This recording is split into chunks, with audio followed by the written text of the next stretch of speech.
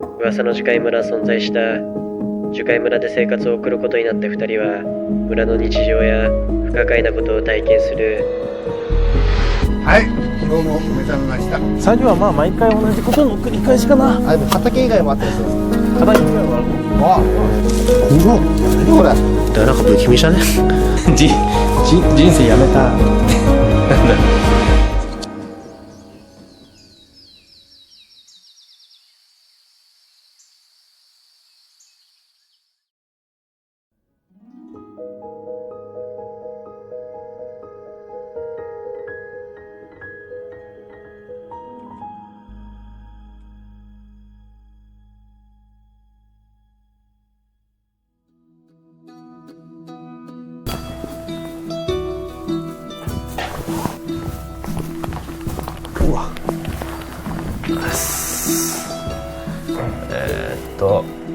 2日目です。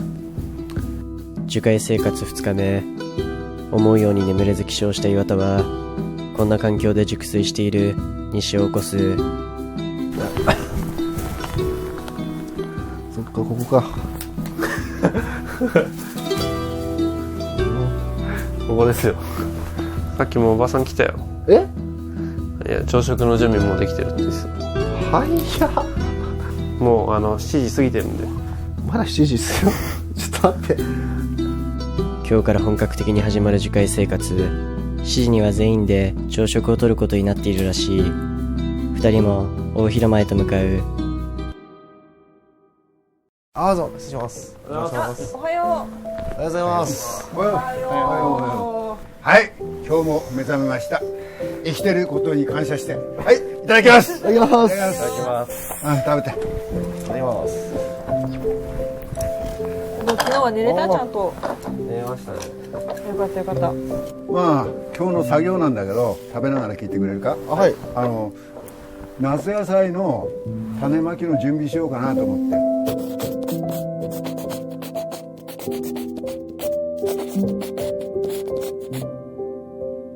耕して肥料をまいて下準備してくれ。はい。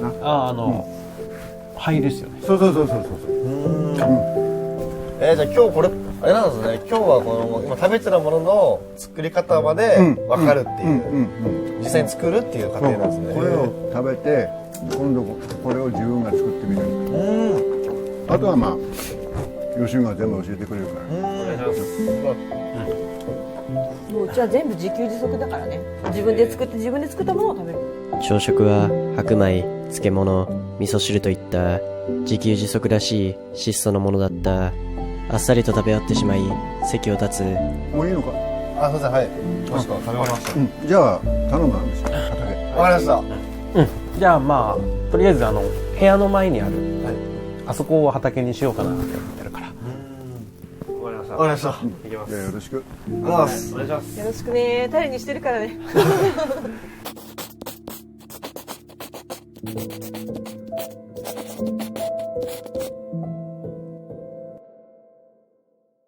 朝食を終え少し休んでいると長老と吉野さんが部屋にやってきた。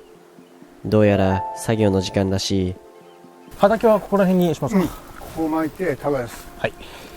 まあこのように巻いてきゃいいや。了解です。肥料間って感じですね。じゃあな。はい。はい。大丈夫か本当に。大丈夫です。ありがとうございます。ありがとうございます。頼むね。じゃあちょっとはい。僕も手伝います。お願いします。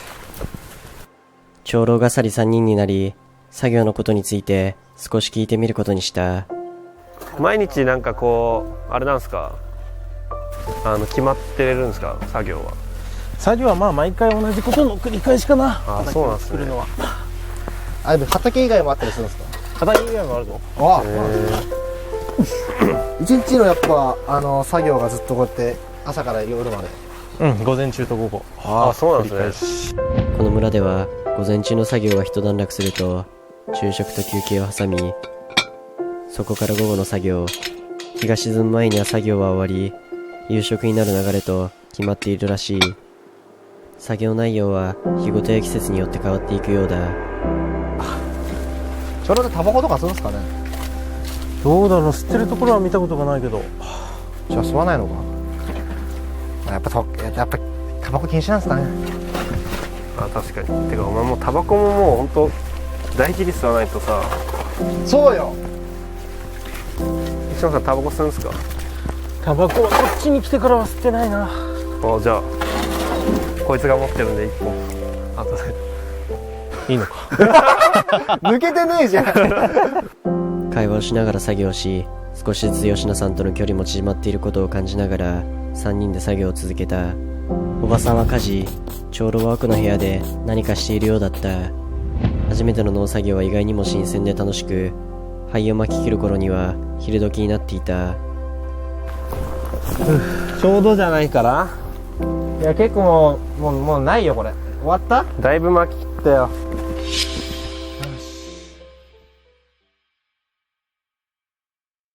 じゃあ飯食おう。はい。はい。お、すごい。いただきます。いただきます。いただきます。いやー、やっとご飯ですね。もう吉野さんがずっと食べたくて仕方ないです。飯食いてっつって。いやー、やっぱ体力使うからね。その2人とも本当よく働いてくれるっす。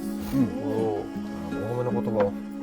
また午後からも次肥料をまいたところを次は耕して一緒にしていこう。うまいっすね。うまい。でしょみやちゃんの料理は最高だよ。う。そうそう、作った人がいいから。作った人がいい。さすがっす。人柄が出るんだよ、料理って。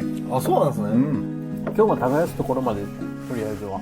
それやったら、まあな、もう疲れてんだろうから。慣れてないから。そしたらゆっくり休みやじゃん。ありがとうございます。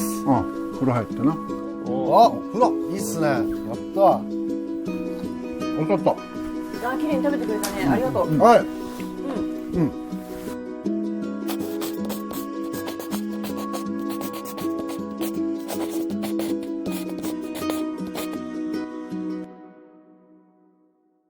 れからが大変なんだよ。いやー、そうですよね、もう。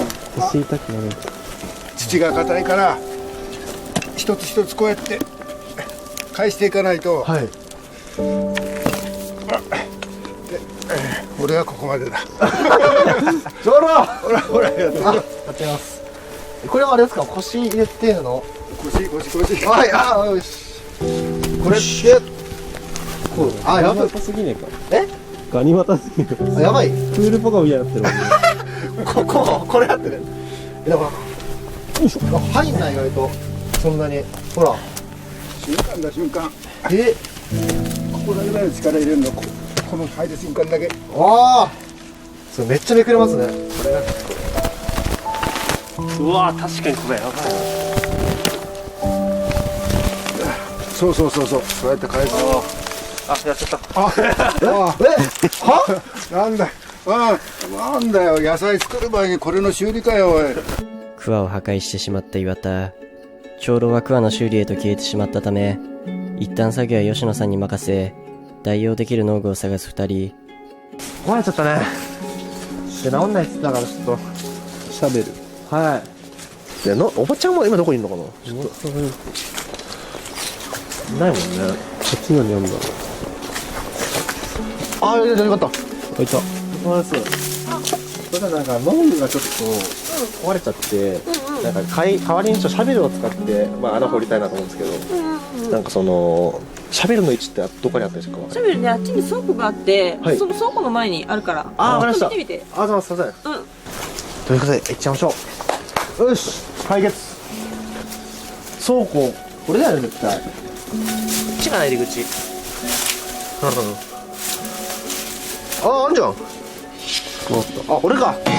本当だ、マジで目の前にあったわ。これでなんかね、作業できますね。倉庫なんだ。でっけえな。ね、だからなんか不気味じゃね。まあ、昔の建物。窓は板で閉ざされており、扉には南京錠がかかっているひときわ不気味な倉庫だった。中には何が入っているのだろうか。こっから曲がってる気がするんだよな。これも曲がってますね。ああ、曲げてんすよ。吉野さんが曲がってっから合わせてんすよ、僕が。合わせてねえじゃん。いやいや、もう曲がり始めたあたりから俺が。ぶつかっちゃってるの。V だな。他愛のない話で盛り上がりながら畑を耕し続けた吉野さんもだんだん二人に心を開いてくれている様子だった。おばさんは裏庭で洗濯などの水回りの家事を、長老は奥の部屋で農具の手入れをしているみたいだった。要領もつかんできた西尾と岩田は、よしこれちょうどチェックじゃないですか。よし、そろそろいいかな。腰は大丈夫か、腰は。腰痛いっすね、これ。まあこんなもんだろうな、初めてじゃ。初めての仕事を終えた二人、夕食までまだ時間があるらしいので付近を探索することにした。すげえな。広いな。ここすごいね。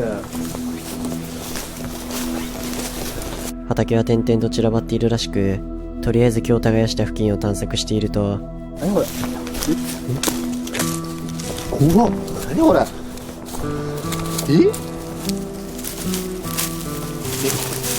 生魚の感じよ。OK か。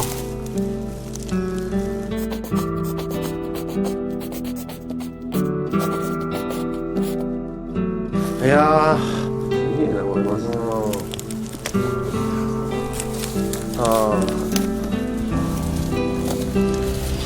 なんか聞こえるな。車じゃね？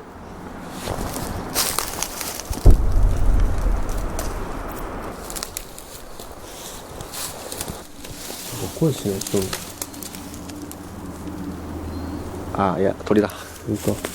あ、ここすごい聞こえますね。なんか怖いわ、なんか。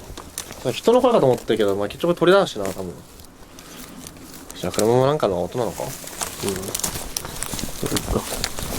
樹海の中で聞こえるはずのない車の走行音のような音、人のような声を聞いた。気のせいだろうか。一応夕食の際に聞いてみることにしよう。お疲れ様です。はい。失礼します。楽しみな飯だ。ご飯ご飯あ、まあいつもの通り、まあここで取れたもんばっかりで、はい。変わり映えしないけど食べてくれ。いただきます。はい、いただきます。いただきます仕事の後のね、ご飯は。いいっすね。いただきます。どうだった？普段やんないでしょ、あんなこと。めちゃくちゃやんないっす。初めてにしては結構。そうなんだ。大丈夫そう。いやー、腰ちょっときますよね。意外と肺膜だけでも辛かったんですけど。でも明日多分もっときついと思う。筋肉痛だったんだな。いやー、ほんともう、なんかあんな感じにしてくるんですね。そうだよ、そうだよ。だからさ、種を植えてこう育つわけじゃないから。だから1から2、3、4、5、6成長してからよ。でようやく10になってこう収穫して、10になったから食えるわけじゃない。収穫して手を加えて食べれるんだもんね。で、その土台をしっかりしておくと美味しいものができる。たまにいいこと言うんだよ。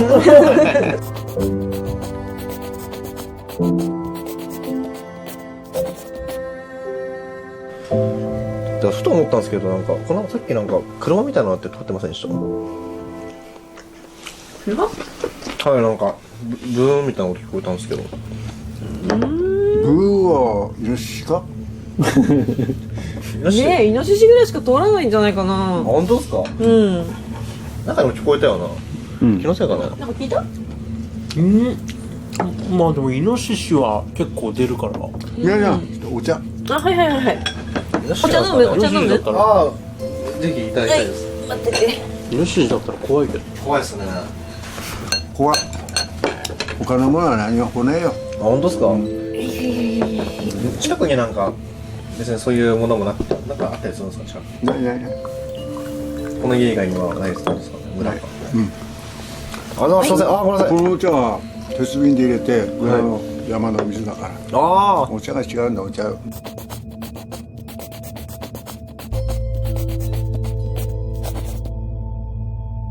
何だったんだろうマジで。マジ怖かった今の。なんかさ、途中まで良かったじゃん。なんかなんていうの、なんかおばちゃんもなんかすぐお茶入れ始めたりとか。マジ怖いわあれ。ね、なんもないよ。イノシシじゃないって。イノシシだったらね。なんか吉野さんもなんかちょっと吉野さんもなんかちょっと困惑してたしね。どっちなんだろう。何か隠されているのだろうか、それとも本当に分かっていないのだろうか。不信感が残ったまま部屋で少し休むことにした。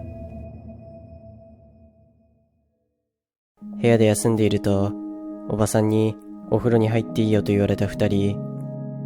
もやもやした気持ちが冷めきらぬまま風呂に浸かった。部屋に戻り、昨日作成した村の地図に今日分かったことを加筆していく。まず西尾たちの部屋の前は畑。畑は3段に分かれており、今日耕したところが1段目、2段目、3段目と上に連なっている。長老たちの家の裏庭にはお風呂、井戸など水回りのものが設置されているようだった。そして長老たちの家の前には謎の倉庫があり、南京錠がかけられているため中はどうなっているかわからなかった。2日目にしてある程度村の全貌をつかめた様子だった。意外と村の全体像なんかこんな感じ今のところは。そうっすね。まだあるかもわかんないけどね。僕作業してる時に確認したんですけど、ここの、ここ動線つながってんすよ。まあね。夜外出禁止されてるけど、岩田はこの部屋と吉野さんの部屋が長老たちの家の死角からつながっていることを作業中に発見していた。昨日発見したメモ、以前の住人吉野さんのことなど聞きたいことは山ほどある。今日の作業で距離が縮まって吉野さんの部屋を訪れてみることにした。大丈夫？しよし、マジでこれやばいよ。見つかったらそうよ、これ左だからちょっとやめろってお前。マジで真っ暗。うわ、やばこ。マジやば、寝てんのか。寝てんだろ、さすがに。修学旅行のさ、なんか夜中寝ちゃいけない時間に出るみたいな。確かに。何これ、おすげえ。びっくりした。いけんの本当にこれ。いける。あ、いけるわ。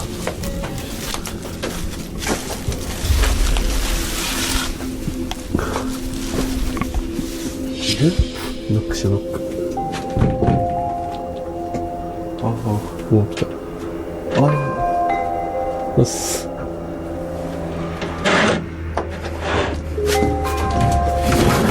ファイス。夜は危ないよ。ここ入れてください。いいっすか、ちょっと。すいません。村長にバレたら怒られるし。いや、なんか、吉野さん会いたくて来ちゃいました。もうここだけでもう。嬉しいけど。俺なんか上司。お願いします。お願いします。どうしたの？いや、なんかちょっとやっぱ会いたくなっちゃうじゃないですか。そう。ちょっと嬉しい。あ、マジですか。やっぱね、一人だとね、寂しかったです。てかラジオ聞いてんすか？ラジオ聞いてる。好き。ラジオなんで聞けるんすか？そこのね、机の下にラジオがあるんだけど。これ？ラジオとライトが一緒になってるやつ。これ回すとここがオンになって、お、すげえ。これで周波数を合わせる。すげえ。でこれ聞きながらいつも本読んでる。唯一の娯楽はラジオと読書らしい。これからいろいろな話を聞くことになる。話しづらいこともあるだろう。岩田が持ち込んだトランプをすることにした。吉野さんの表情もだんだん穏やかになってきた。二人は吉野さんについてもっと知りたかった。ちなみになんですけど、吉野さんがここに来たのは大体いつなんですか？ああ、2週間前かな。確か2週間前だった気がする。あ、そんな違かったんですね。意外にね。半年ぐらいいる感じかと思ってました。ここにずっと暮らしたいってするんですか、じゃあ。それもそれでね、多分幸せだとは思うんだけど、まあそれでいいのかなっていうのはやっぱし、まあそうっすよね。あるかな。別に出ていく予定もまだ決まってないみたいな。じゃあ昔の職場とかにはまあ戻ることは別に考えてますか？そうだね。やっぱ疲れたからね。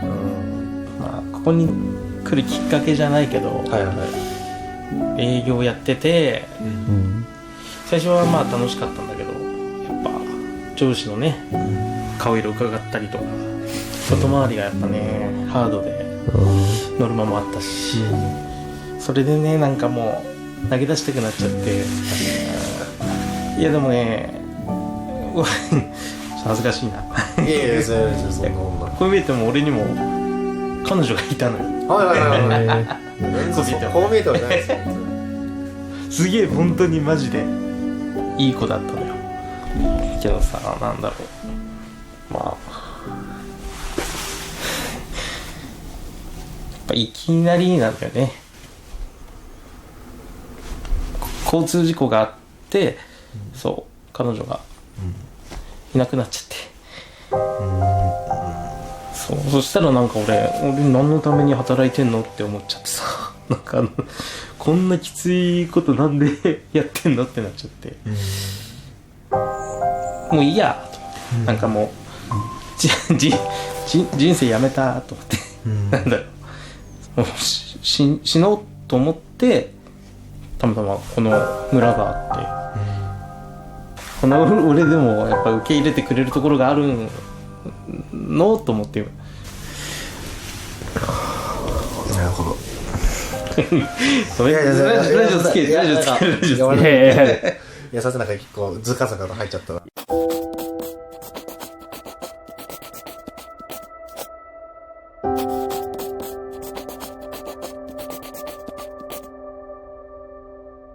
いい村っすね。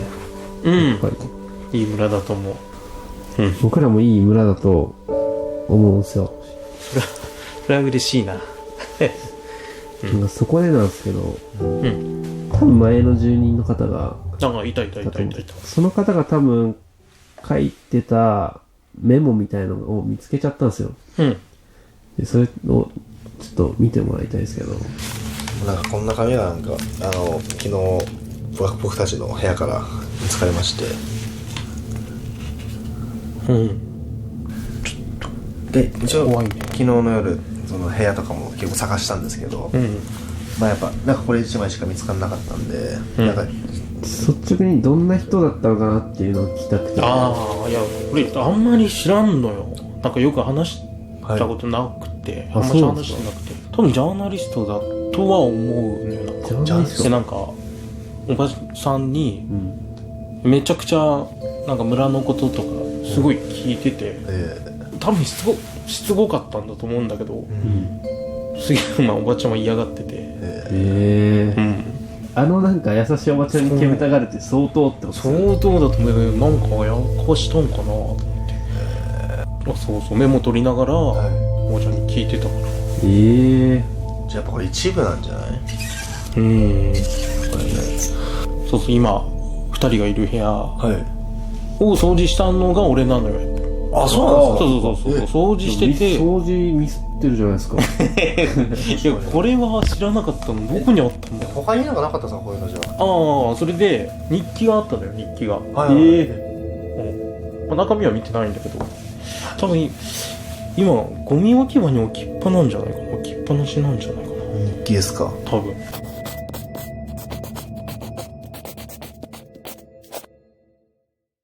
その去り際は普通になんか挨拶とかなんかそういうのなかったんですか？いや、なかったな、挨拶。そういえば。普通に過ごしてたらいなくてみたいな。でもメモ書きをね置いてってるからね。しかもなんかちぎられてるよね。ちょっと謎だな、まだ。吉野さんなら知ってると思ったんですけど。いやでもその日記よ、だから日記をさ探したいよね。ああ、ゴミ捨て場にあるかもしれないっていう。多分これが何枚もあるかもしれないじゃん。まあね、明日探してます？ちょっとなんか機会があったら、ゴミ捨て場に機会があったらちょっと見たいよね。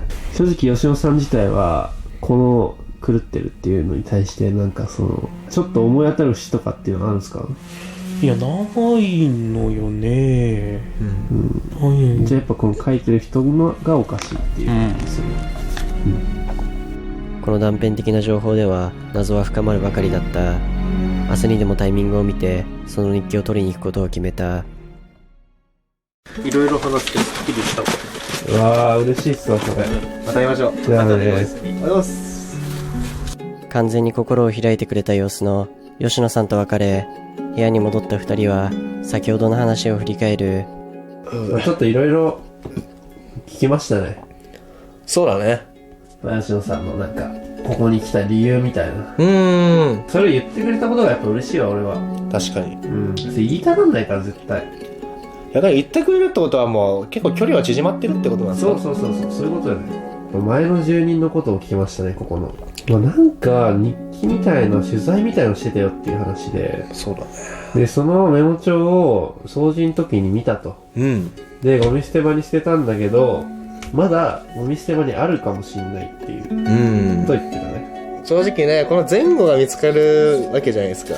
だからめちゃくちゃ後半で、なんか、ただの頭がおかしい人でしたを期待したいですね、これは。まあそうだね。でしかも吉野さんそっち払ったよね。そうだね。あの人はちょっとなんかおかしい感じがして、内気だったからって言ってて、村長さんとかおばさんを、まあなんか、なんだろう、信じないというか、まあそうだね。疑うって嫌な形になっちゃうっていうね。なんか気持ちよくないよね、お互い。なんかみんなで仲良く俺らもやりたいし、早くちょっとでも疑問に思っちゃったことは早くなんか自分らで納得したいというか。そうだよね。はい、じゃあ明日はもう日記探そうね。はい。明日日記。おやすみ、明日日記。おやすみ、明日日記。